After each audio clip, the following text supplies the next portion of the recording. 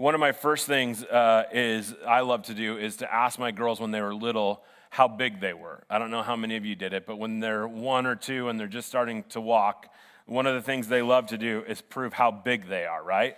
I remember asking both the girls, how big are you? And they would say there, oh, hey, can you just drop it into Judges 6 in there? Is how big you are and how much they loved that was the case, that they could say, hey, this is who I am and how big I am. And one of the coolest things they love to do is to go to that measuring stick. You know what I'm talking about? The one where you have it on the door, or maybe some of you have one on your wall. Amelia walked into a classroom and she actually first thing saw that thing and had to walk up there today as she went to school, and she went and measured herself. Now, do you think she actually measured herself at her height, or do you think her hand drifted a little high? She wanted to prove to me that she's above 48 inches so she can go on water slides now. That was her goal, which she was naturally. But we automatically have that tendency, right? We want to have this feeling of being big and feeling bigger than maybe life is around us. And I think there's a reason for that, because oftentimes life makes us feel really small. It makes us feel really inadequate. It makes us feel like things are almost too difficult for us to handle. And so that sense of feeling bigger and wanting to kind of remind ourselves of that is really, really important.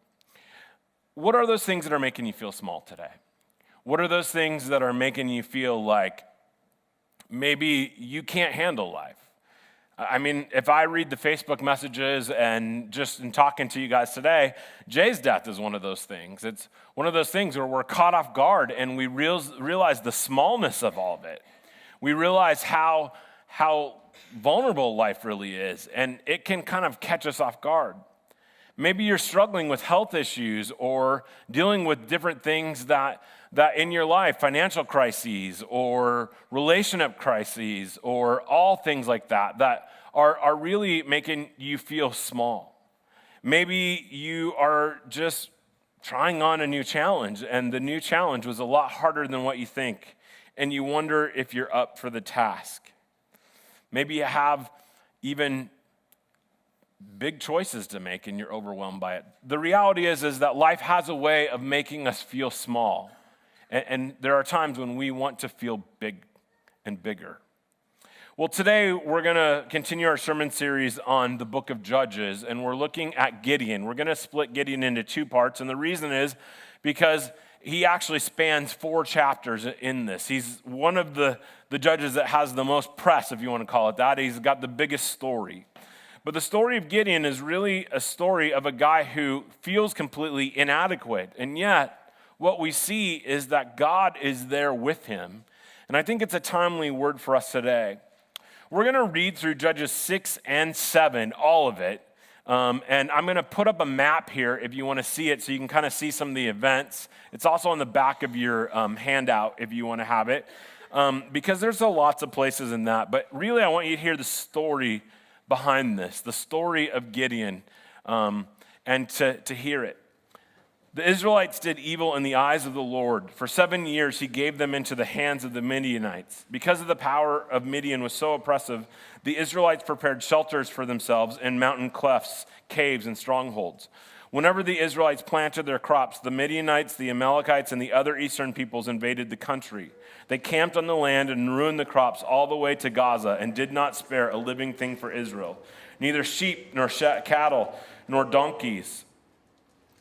They came up with their livestock and their tents, their swarms like locusts. It was impossible to count them on their camels. They invaded the land to ravage it. Midian so impoverished the Israelites that they cried out to the Lord for help. And when the Israelites cried out to the Lord because of Midian, he sent them a prophet who said, "This is what the Lord, the God of Israel, says. I brought you up out of Egypt, out of the land of slavery. I rescued you from the hands of the Egyptians, and I delivered you from the hand of all your oppressors. I drove them out before you, and you gave you their land. And I said to you, I am the Lord your God. Do not worship the gods of the Amorites in whose land you live. But you have not listened to me." The angel of the Lord came and sat down under the oak in Ophrah that belonged to Joash the Abezerite, where his son Gideon was threshing wheat in a winepress to keep it from the Midianites. When the angel of the Lord appeared to Gideon, he said, "The Lord is with you, a mighty warrior." "Pardon me, my lord," Gideon replied, "but if the Lord is with us, why has all this happened to us? Where are all his wonders that our ancestors told us about when they said, 'Did not the Lord bring us up out of Egypt?' But now the Lord has abandoned us and given us into the hand of Midian." The Lord turned to him and said, "Go in strength. You have and save Israel out of Midian's hand. Am I not sending you?" "Pardon me, Lord," Gideon replied, "but how can I save Israel? My clan is the weakest in Manasseh, and I am the least in my family." The Lord answered, "Well, I will be with you, and you will strike down all the Midianites, leaving none alive." Gideon replied, "If I have found favor in your eyes, give me a sign that is really you talking to me. Please do not go away until I come back and bring my offerings and set it before you." And the Lord said, "I will wait until you return."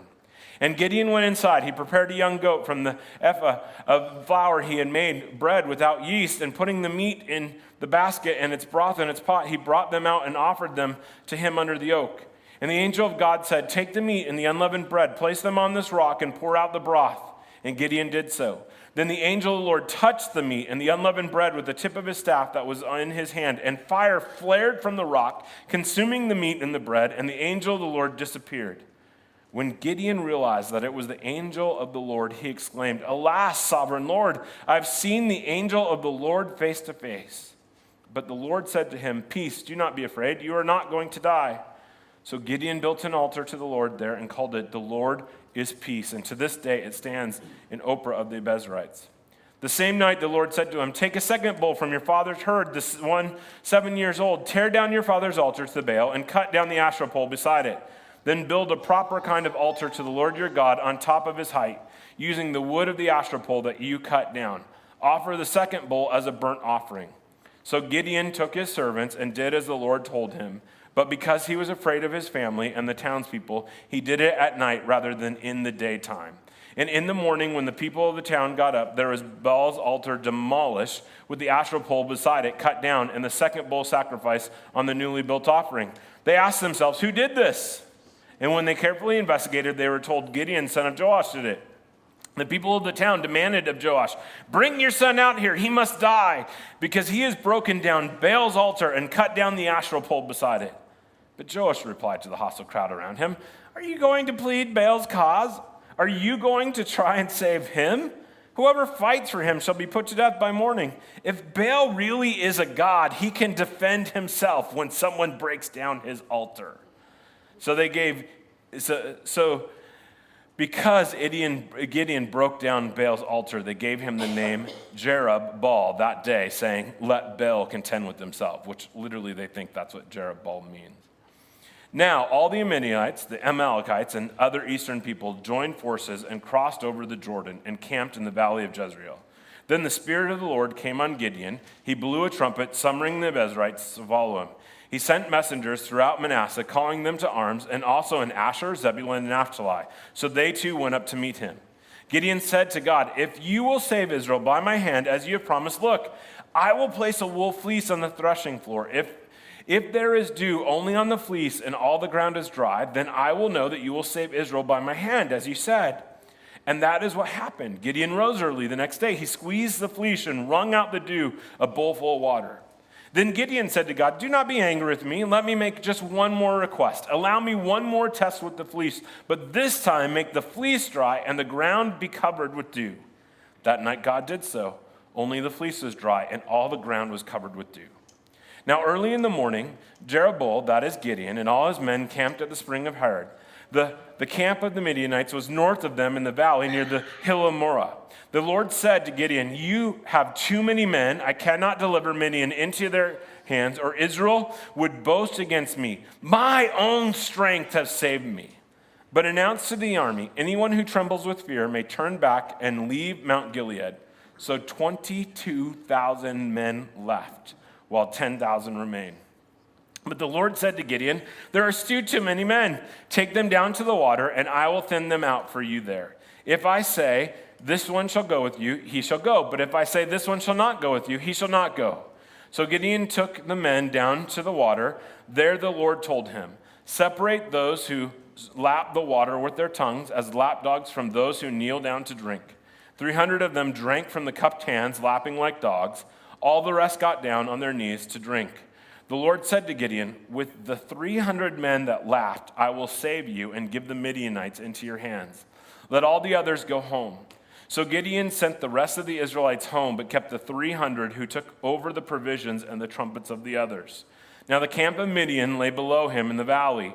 During that night, the Lord said to Gideon, get up, go down against the camp, because I'm going to give it into your hands. But if you are afraid to attack, go down to the camp with your servant Purah, and listen to what they are saying. Afterwards, you will be encouraged to attack the camp. So he and Purah, his servant, went down to the outposts of the camp. The Midianites, the Amalekites, and all the other eastern people had settled in the valley, thick as locusts. Their camels could be no more counted than the sand on the seashore. But when Gideon arrived, just as the man was telling a friend his dream, I had a dream, he was saying. A round loaf of barley bread came tumbling into the Midian camp. It struck the tent with such a force that the tent overturned and collapsed. And his friend responded, this can be nothing other than the sword of Gideon, son of Joash, the Israelites. God has given the Midianites and the whole camp into his hands. When Gideon heard the dream and its interpretation, he bowed down and worshiped. He returned to the camp of Israel and called out, get up, the Lord has given the Midianite camp into your hands. Dividing the 300 men into 3 companies, he placed the trumpets and the empty jars in the hands of all of them with torches inside. Watch me, he said, follow my lead. When I get to the edge of the camp, do exactly as I do. When I and all who are with me blow their trumpets, from all around the camp, blow yours and shout, for the Lord and for Gideon.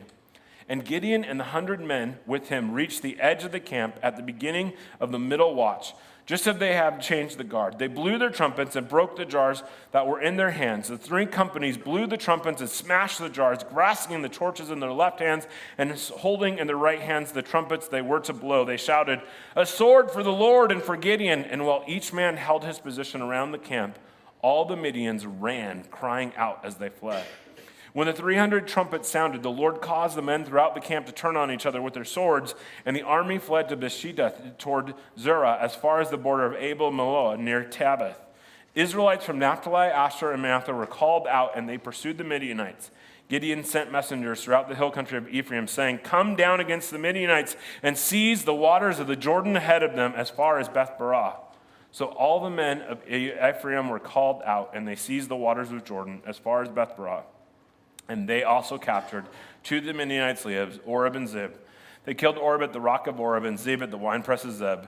And they pursued the Midianites and brought the heads of the Oreb and Zebian to Gideon, to whom was by the Jordan. Now, I know this is a long section of Scripture, and it's a long story. It may be a familiar story to you. But I think that it's important to look at least these 2 chapters together, because they not only talk about the preparation of Gideon, but the events of how the Lord saved them. If you've been here at CrossWay for a while, you know that there's a certain cycle that we see in all the judges. Now, there's an unusual cycle in Gideon's deliverance. And so that's actually why we're going to break it into 2 sermons over the course of this judge. But it's not always the way that we expect. The deliverance that we had happens, but there's certain events that make Gideon's story unique. And so I think it's important for us to see this. The first thing is the pattern that we see normal. And the pattern is that the Israel did evil and was oppressed by the Midianites for 7 years. And I want you to see how impoverished the people of Israel. The term that's used in verse 6 is that they impoverished them, but it really means to make them small emotionally, physically, and spiritually, and there's reason for that. Because the Midianites and their allies were oppressive. The way the narrative is that they literally created second homes, not vacation homes in the hills that they could check out a view, but rather hiding spots that they could hide to stay away from the invaders. There's the image of the locusts and this oppression of them overwhelming the land. The Midianites seemed to just want to oppress the people for the sake of oppressing. They didn't steal the food. They just wiped out the fields and right at harvest time. They were calculated and manipulative. They would slaughter all their food and their livestock, leaving them completely hungry And this cycle repeated for years after years. I want you to think what it would be like to live in that kind of environment. Probably the closest thing we have is to live in a war-torn area like the image that I had of Syria, where you don't know if a bomb's going to happen. You don't know where your next food is going to happen. You don't know if you're going to survive. Well, this is the life of the Israelites for 7 years, because the Midianites had wanted to wipe them out and were cruel and ruthless. And it's finally after 7 years that the people of Israel cry out to God. Now, normally in this spot in the cycle, what we see is that God raises up the deliverer, but in this story, in the story of Gideon, this historical account, God does something different. He sends a prophet when the people cried out for help. Now, I want you to think about that. The people are looking for William Wallace of Braveheart. They're looking for the hero, the army general who's going to sweep in and wipe out all the Midianites. That's what they're looking for. They're looking for physical deliverance, and yet God sends a prophet. It would be like your car being broken down on the side of the road, and you call AAA, and instead of sending you a tow truck, they send you a preacher.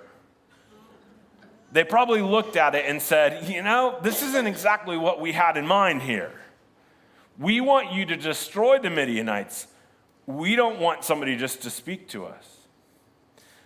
But the reality is that's exactly what they needed. See, they didn't just need deliverance from the Midianites. What they really needed was deliverance from the idolatry of their heart. And the prophet did exactly that. He spoke a word to them. He reminded them of God's faithfulness, his covenant, his treaty that he had made with them, and how he had brought them up out of Egypt, out of the land of slavery, how he had promised that he would give them the land and take care of them. He also reminded the Israelites that they did not do what God had told them to do. As a matter of fact, they did exactly what he told them not to do. They worshiped the idols. We see that with Baal and Asherah. And at that point, if you look at all the other prophecies that are very similar to this, there's usually a pronouncement of judgment. But that doesn't happen in here. Rather, the prophet reminds them, he calls them to repentance. He says, look, your issue isn't just the Midianites. The issue is the darkness in your own heart. The idolatry that is there.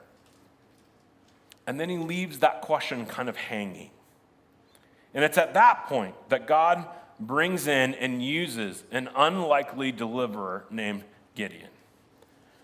Now, I know I'm dating myself, and I really racked my brain to try and find a more modern day example. But if there is a person that I think the Bible characterizes Gideon, it is Barney Fife. Many of you probably, my daughters wouldn't even know that, but Barney Fife was in an old show that was back in the day when it was black and white, back when they had TVs, that actually had dials with advertising and not streaming on demand. You had to actually wait for your show. And Barney Fife was a deputy for Andy Griffith, and he was kind of a bumbling fool, right? You never really wanted to trust him with his own gun. He shot himself in the foot and did everything he could. But yet, he always kind of played a unique role. Well, Gideon is kind of that character. I mean, he is not the exact powerful superhero that you would expect. He's not that big, bold general who's full of confidence, who God's going to use to just sweep in. Matter of fact, when God comes to him, he refers to him as that. He says, you, a mighty warrior. And Gideon's looks around and says, whoa, what are you talking about? You can't be talking about me. I'm the least of my clan is the least of the tribe, and I'm the least of the family, and I'm the least in my own family. It's like I'm the weakest guy here. Why are you choosing me? And yet that's who God chooses as his deliverer. If you look at Gideon's story throughout this, really what you see is this is a man who's afraid and doubts whether or not God can use him at every step along the path of redemption that God brings to the people of Israel.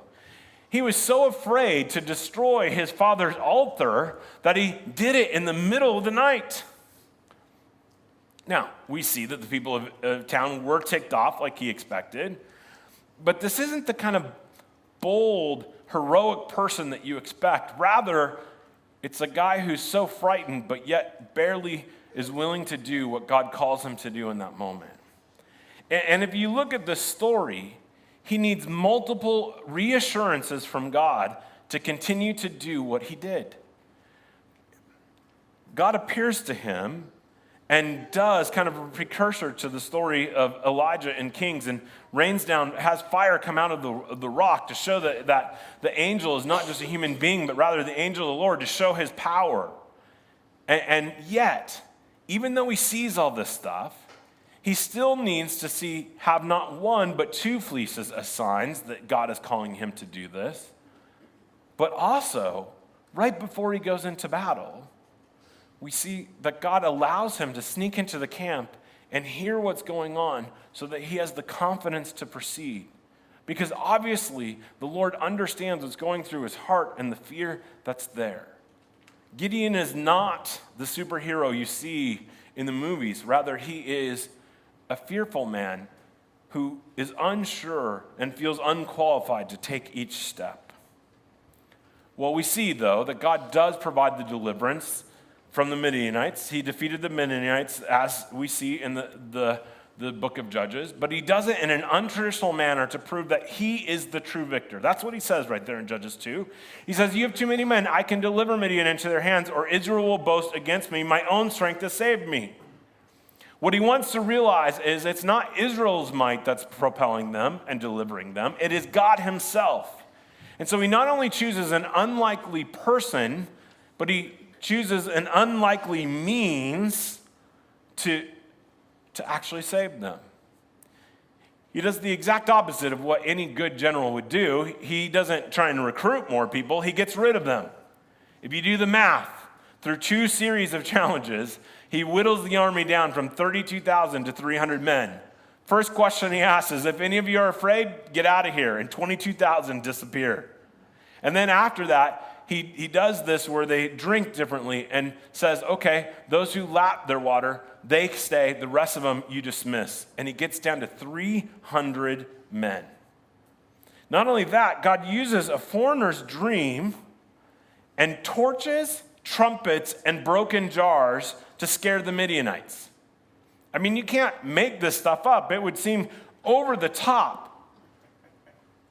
But this is the method that God uses to redeem a ruthless army who has literally ravished the people of Israel for years.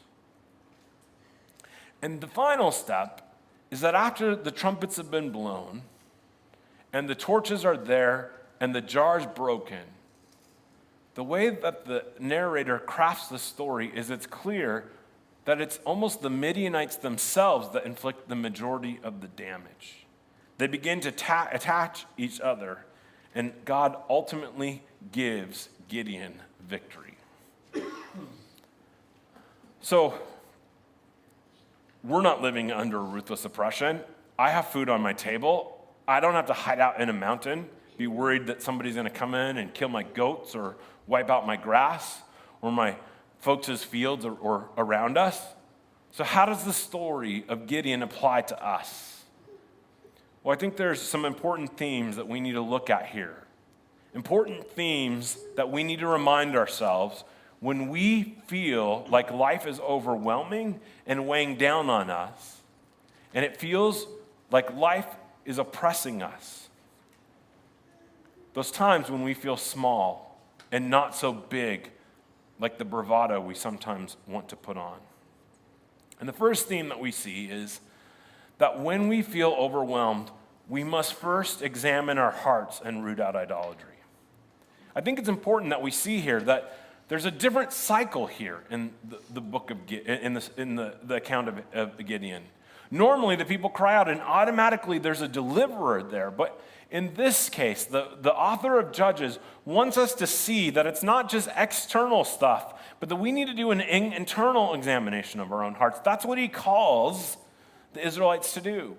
He calls them to examine their hearts and look at the idolatry that's in there. Now, again, when we come to this, we can say to ourselves, well, what does idolatry have to do with me? I don't go worship. I don't have an altar to Baal or an Asherah pole. But as we said, idolatry is not just really kind of focusing on those external things. It's rather an internal thing and making something a bigger priority in our lives than it should. The definition of idolatry I want to give you today comes from Paul David Tripp, who says, "What is an idol? It's something in creation that claims the place in my heart that only God should have."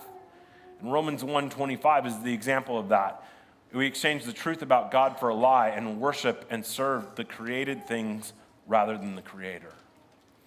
And if we're honest, sometimes we feel overwhelmed because the things that we put our hope and trust in are either taken away or they're threatened. And when our idols are threatened, we will be scared. We will be frightened. Because those things that hold the grip of our heart are under attack. And so we too, when we come to these spots where life feels overwhelming, have to ask ourselves the hard questions. Could I be putting my hope and trust in my relationships or my job or my bank account or my physical health or my success instead of God? Could I be building my life and my time and my energy around other things? And could they be driving me more than I realize? And is some of this intensity of feeling that I have as much about those idols being threatened as anything else? And so we need to ask ourselves that question. What is it that controls my life? What is it that's there? And look in the mirror and ask those questions. Because what we need to see is that it's only God that will get us through our tough times.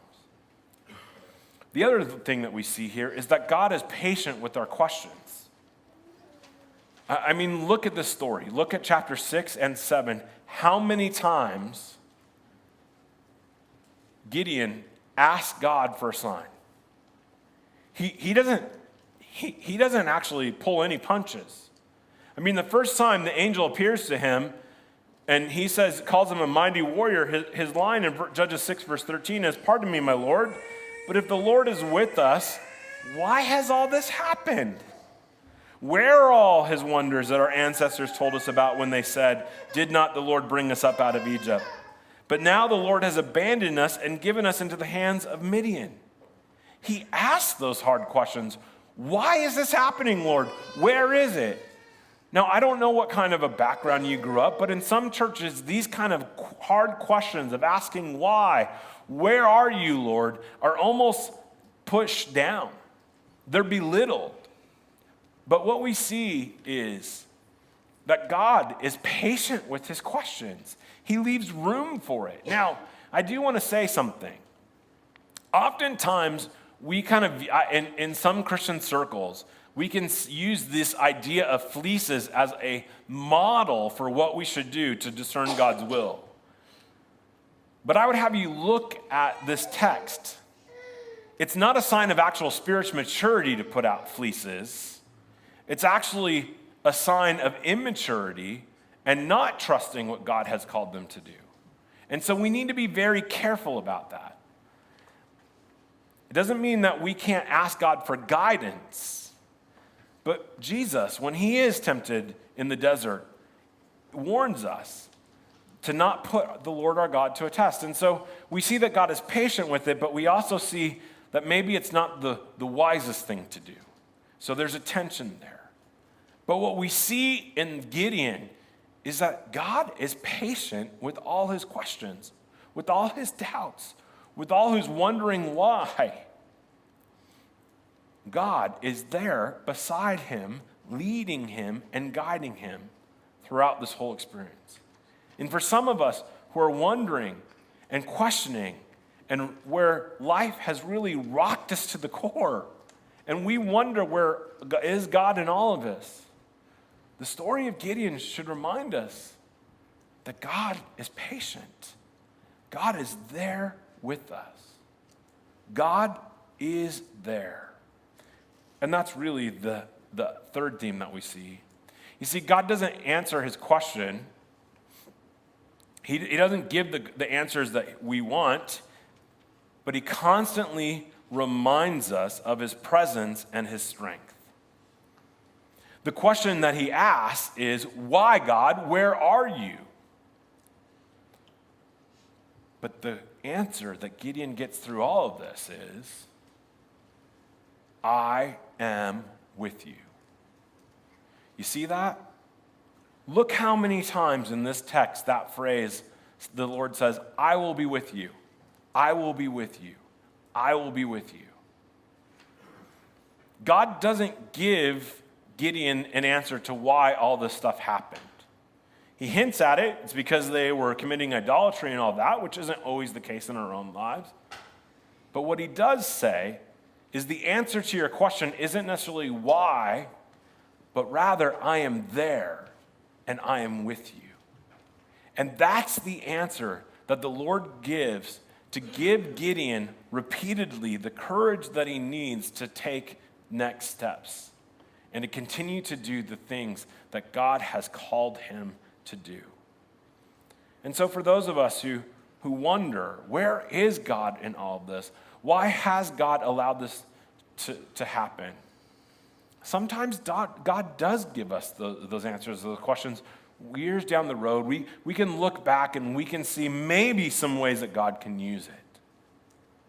But in the midst of it, that doesn't even always happen. But in the midst of it, the story of Gideon reminds us that the one thing God can do is remind us that he is in the midst of the chaos. And he is in the midst of our lives. And that his presence is enough. So for those of you who are struggling, I want you to think about that. I want you to feel that. I don't know what it is that's going on in each and every one of your lives. I know a lot of it as your pastor. We've got health issues. We've got relationship issues. We've got challenges. And I don't know why God is allowing all this to happen. But the story of Gideon reminds us that what's most important is that God is there with us. That he is there, even when we may not see him and when we may not understand. The final theme that we see is that God can use all of our inadequacy to accomplish his redemptive plan. I told you that Gideon is as much of a Barney Fifer kind of bumbling character. The closest thing I could kind of find to this is my girls watch this show called Miraculous. It's a cartoon, and the heroine in it got superpowers, but when she's normal, real life, she's like literally tripping over everything and has the most uncoordinated person. But I don't know about you, but there are often times where that's exactly how I feel. When I face challenges, when I go through difficult circumstances in life, even in a week like this where losing Jay feels like a punch to the gut.